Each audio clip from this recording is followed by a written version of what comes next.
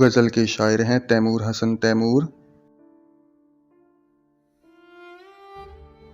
تجھے زندگی کا شعور تھا، تیرا کیا بنا؟ تو خاموش کیوں ہے مجھے بتا، تیرا کیا بنا؟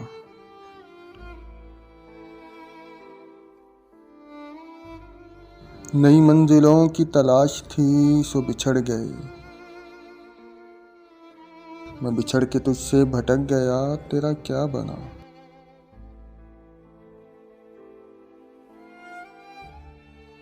مجھے علم تھا کہ شکست میرا نصیب ہے، تو امیدوار تھا جیت کا، تیرا کیا بنا؟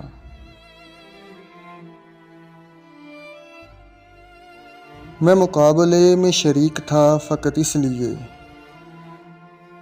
کوئی آ کے مجھ سے یہ پوچھتا، تیرا کیا بنا؟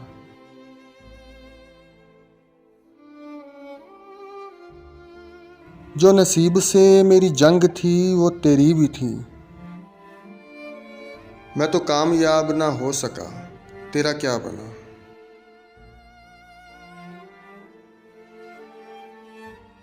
تجھے دیکھ کر تو مجھے لگا تھا کہ خوش ہے تو،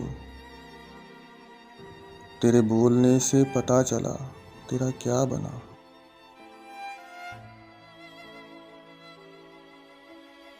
میں الگ تھا اوروں سے اس لیے یہ سزا ملی،